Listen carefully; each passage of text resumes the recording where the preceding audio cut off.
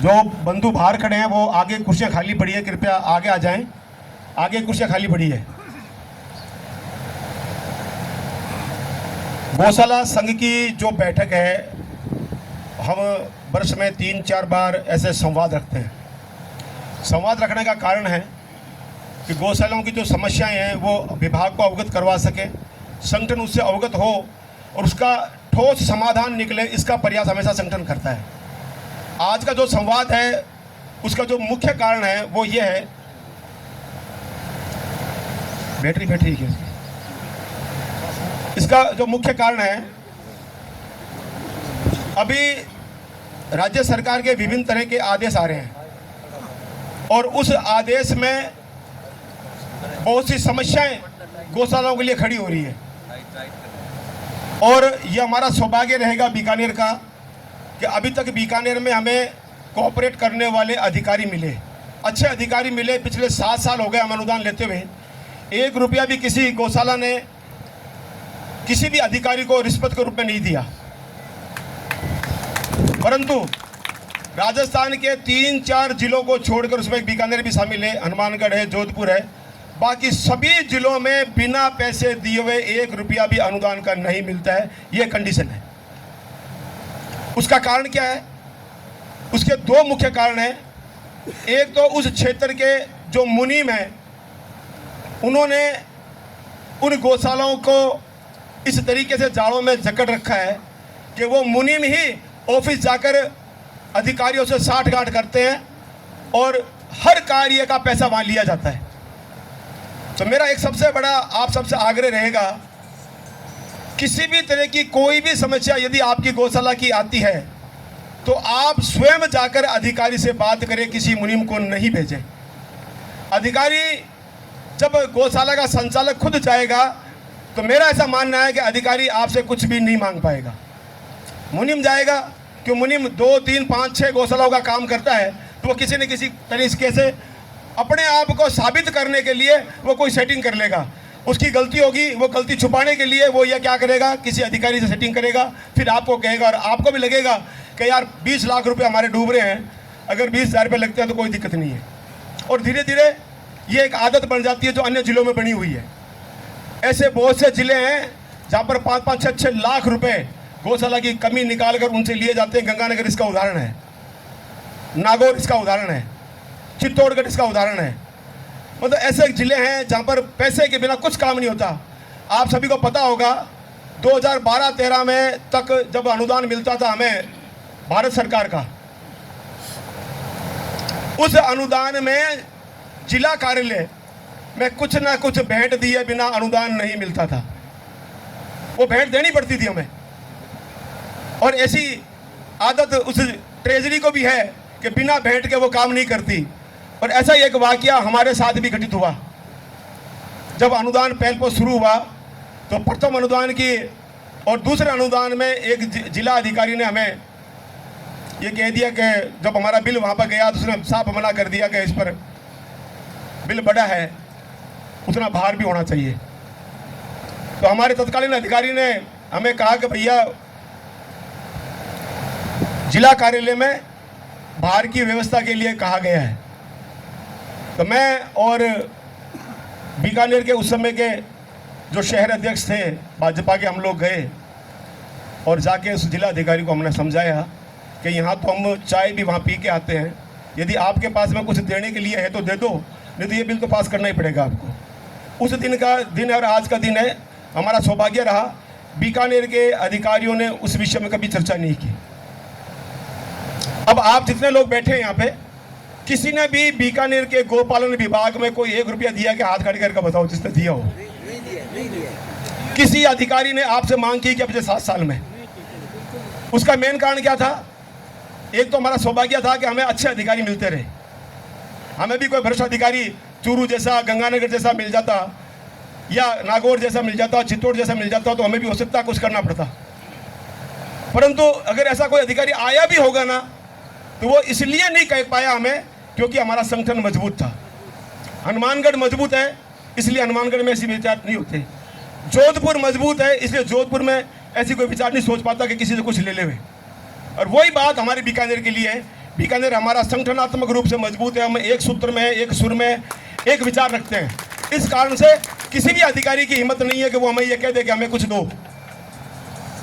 भविष्य में ऐसा ना हो, इसके लिए मैंने आपसे निवेदन किया था, किसी भी तरह की कोई भी समस्या आती है तो आपकी गौशाला का कर्मचारी के बजाय, मुनीम की बजाय कोई पदाधिकारी जाए और वो डायरेक्ट जाके बात करे, और वो आपका काम नहीं होता है तो जिला संगठन भी आपका साथ खड़ा है, तहसील संगठन आपका साथ खड़ा है। और हम लोग एक ऐसी व्यवस्था भी विचार कर रहे हैं, अनुदान के समय में पूरे जिले के मुख्य जैसे मान लो आज डूंगरगढ़ की कोई समस्या हुई तो डूंगरगढ़ के कुछ जो मुख्य पदाधिकारी है, एक दो पदाधिकारी हमारा जिला कार्यालय में गौपालन विभाग में एक व्यक्ति रहेगा, उस अनुदान के दौरान रहेगा। जब हमें ऑनलाइन आवेदन करना है या हमारे बिल वाउचर जमा करवाने हैं, उस समय वो रहेगा। तो कोई समस्या हो तो अपने अधिकारी को जाके कहो, हमारा पदाधिकारी वहाँ रहे, उसको कहो कि भैया ये समस्या है, ताकि हिम्मत ही नहीं हो पाएगी किसी अधिकारी की कि हमसे कुछ मांग लेवे। जो आज की मूल समस्या है जिसके लिए हम इकट्ठे हुए हैं और हमें क्या करना है और किस प्रकार करना है, वो प्रशिक्षण में गोपाल सिंह जी बताएंगे। और उस प्रशिक्षण में क्या क्या हमें लाभ लेना है और सरकार क्या क्या आदेश कर सकती है, उसके विषय में जॉइंट साहब बताएंगे हमें। सत्यनारायण जी ने अभी कहा कि भाई जो बिल वाउचर की समस्या है, हमें अभी बिलों के साथ में एक्साइज रिपोर्ट जब हम अपलोड करेंगे उसके साथ में हमें उस एक्साइज रिपोर्ट में लिखे हुए सभी बिलों की एक फोटोकॉपी भी अभी वर्तमान में जो आदेश हमें देनी है। वो क्यों देनी है और वैसा क्यों हुआ, मैं उसके थोड़ा सा बताना चाहूँगा आपको। उसका मूल कारण था हमारी गौशालाओं की लापरवाही और उसके बाद में जिनसे हम मुनीमों से काम कराते हैं उन मुनीमों की होशियारी। वो ये थी, बहुत से जिलों में ऐसे 5-7 जिले थे, उन जिलों में जब अचानक सर्वे के लिए जब टीम गई तो उन्होंने बिल वाउचर मांगे। तो उन्होंने कहा भाई आपकी एक्साइज रिपोर्ट मान लीजिए 23-24 की थी, उस एक्साइज रिपोर्ट को उन्होंने देखा कि भाई इसके बिल दिखाओ। तो उन गौशालाओं के पास में उस एक्साइज रिपोर्ट के साथ के जो आपने आंकड़े डाले थे उन आंकड़ों के बिल नहीं थे। तो ऊपर जब विभाग ने ऐसे 5-7 जिलों में पता किया तो वहाँ पर ऐसी लेकोना आया इस तरीके का। वो क्यों आया कि लापरवाही थी गौशाला संचालक की कि उसने विश्वास कर लिया अपने मुनीम पर और मुनीम ने जल्दी में एक आंकड़ा बनाया और अपलोड कर दिया और बिल, उसका बिल उसके पास थे परंतु वो बिल सही तरीके से नहीं थे। क्या था कारण था कि उसने कर दिया। जब वो बिल जांच हुई, बिल नहीं मिले, तो इसलिए सरकार ने ये कहा कि एक बार तो पूरे राजस्थान की जो गौशालाएं 3000 गौशालाएं अनुदान के अंदर है, इन सभी 3000 गौशालाओं से बिल मांगे जाए।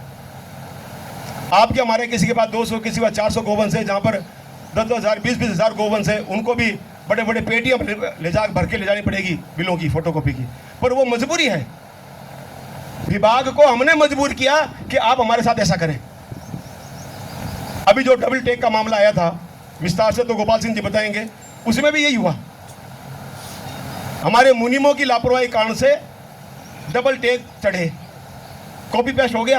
आपका टेक था वो दोबारा कॉपी पेस्ट कर दिया, इसका टेक वो कॉपी पेस्ट कर दिया। इस चक्कर में बहुत सी गौशालाओं को नुकसान उठाना पड़ा और आज भी बहुत सी गौशालाएं अनुदान के वंचित के कागार पे खड़ी है। आज भी ऐसी गौशालाएं हैं उन्हीं मुनीमों की गलती से। इसलिए कह रहा हूँ काम हमारा मुनीम ही करेगा, पर थोड़ा सा जागरूक होकर मुनीम से काम करवाना है। सब कुछ मुनीम पर छोड़ देंगे ना, आपको नुकसान होगा।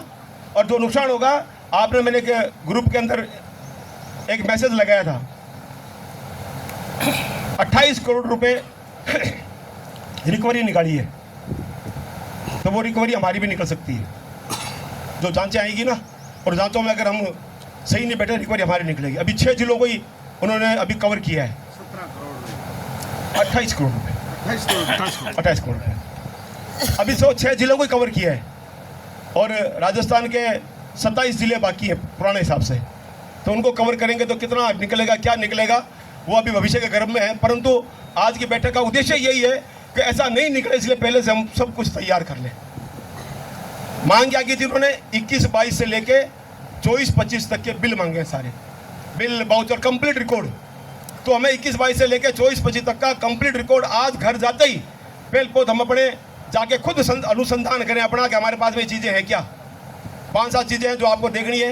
आपका टैग रजिस्टर आपका 21-22 से लेकर 24-25 तक का कंप्लीट आपके पास होना चाहिए। उसी रूटीन का उपस्थिति रजिस्टर गोवंश का, उसी रूटीन का चाटा रजिस्टर हमारे पास में होना चाहिए। मर्द पंजिका यदि हमारे पास में है तो अच्छी बात है, नहीं तो उसकी डिटेल हमारे पास में होनी चाहिए। और अभी विभाग ने ये आदेश भी निकाला था और हर बार निकालती भी है कि भाई आपके पास में 6 महीने में कितने मर्द हुए उसकी डिटेल दो। डॉक्टर्स ने मांगी भी होगी हमसे, और कितना गोवंश लिया। तो ये दोनों जो चीज़ें हैं जो हमें अपने अभी जाकर अनुसंधान करना है, और अगले 15 दिन में एक हमें टारगेट बना के यदि हमारे डॉक्यूमेंट कहीं ना कहीं कोई कमी है, पूरा नहीं है, तो उसको पूरा करना है। यदि कोई जांच आ जाती है और वो आपसे डॉक्यूमेंट मांगे कि लाओ, तो सब ये पकड़े। और एक और निवेदन रहेगा, बहुत सी गौशालाओं ने जो 2016 में जब हमारा अनुदान शुरू हुआ उसी समय का रजिस्टर लगातार चल रहा है उनका। मेरा निवेदन रहेगा कि हर साल का एक रजिस्टर अलग से लगाओ। एक चारा, गोवंश उपस्थिति, रोकड़, पशु आहार रजिस्टर, ये सभी रजिस्टर एक बनाओ और अलग लगाओ और उसका एक बस्ता बना कर रख दो। क्या होता है, जब आपने 2016 से लेकर 23 तक का या 24 तक का एक ही रजिस्टर में है, तो देखने वाला व्यक्ति जब पिछले पन्ने उल्टेगा ना, तो हो सकता है कहीं भूल रही हो हमारी। और जो सरकारी नौकरी में है उनको तो ये पता है कि ऐसी ऑडिट करने वालों के बड़ा शार्प दिमाग होता है, तो वो कहीं अगला पन्ना उल्टेंगे, यार अच्छा ये 23 में ये दिक्कत कहाँ से आई, तो अब इसको पूरा मिलान करो, सब सारा कुछ लाओ। नहीं तो वो कहेगा 22, ये सब 22 पकड़ो, क्या 24, ये 24 पकड़ो, बीच का दिखाना ही नहीं है। नियम यही होता है। और हम क्या करते हैं, एक साथ रख लिया और वो सारा कुछ उसको ले जाकर दे दिया, भाई ये है हमारी। तो अब उसमें हमने सही किया, गलत किया, क्या किया, जो चला गया, और उसको तो कवर करना बहुत मुश्किल है हमारे लिए। पर अगर एक साथ होगा तो वो कहीं ना कहीं पकड़े जाएगी। तो मेरा निवेदन है कि इस विषय को भी हमें थोड़ा सा गंभीरता से लेना चाहिए, और समस्या के समाधान के लिए डॉक्टर साहब हैं और पूरी स्कीम कैसे कैसे क्या क्या करना है हमें, ताकि हम नहीं उलझें, वो गोपाल सिंह जी बताएंगे। और उसके बाद में जो सारांश होगा, जो समस्याएं होगी, उस समस्या के विषय में जो भी गौशाला संचालक की समस्या को मन में रखे, लिख कर रखे अपने पास में, और उनसे अपने समाधान की अपेक्षा करते हैं। बहुत बहुत धन्यवाद। अब मैं गोपाल सिंह जी से निवेदन करूंगा कि प्रशिक्षण को कंटिन्यूस करें। गोपाल सिंह जी।